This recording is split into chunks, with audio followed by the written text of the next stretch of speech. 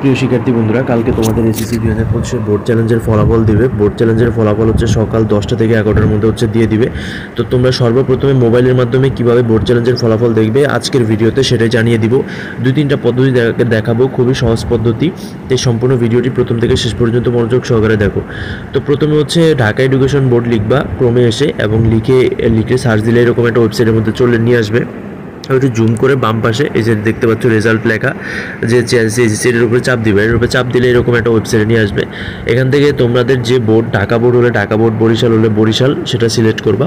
তারপরে SSC select করাই আছে। তারপরে ইয়ার অফ এক্সামিনেশন 2025 এটাই সিলেক্ট করা আছে। তারপরে type of result select one, ঠিক আছে। এখানে অবশ্যই তোমরা ইন্ডিভিজুয়াল দিয়ে দিবা, ঠিক আছে। ইন্ডিভিজুয়াল দেওয়ার পরে এখানে রোল নাম্বার দিয়ে দিবা, রেজিস্ট্রেশন নাম্বার দিয়ে দিবা। তারপরে এখানে যে একটা ক্যাপচা লেখা দেখতেছো, ক্যাপচারা এখানে লিখে দিবা এই নিচের ঘরে।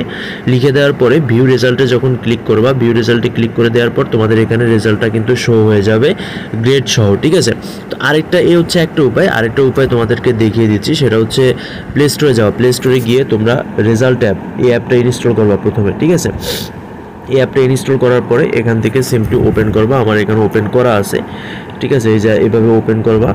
এই যে ওপেন করার পর এরকম একটা ইন্টারফেস চালু হবে।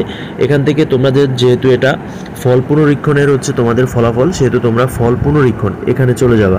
এখানে ক্লিক করবা। এখানে ক্লিক করার পর তোমাদের ফল পুনরীক্ষণের পদ্ধতি, ফল পুনরীক্ষণের ফলাফল, তোমরা ফল পুনরীক্ষণের ফলাফলে ক্লিক করবা। ক্লিক করার পর তোমাদের ঢাকা বোর্ড, চট্টগ্রাম, যশোর, রাজশাহী, বরিশাল, সিলেট, কুমিল্লা, যেই বোর্ড তোমাদের, টেকনিক্যাল হলে টেকনিক্যাল, মাদ্রাসা হলে মাদ্রাসা, যেই বোর্ড তোমাদের সেই বোর্ড সিলেক্ট করে দিবা খুব সহজে।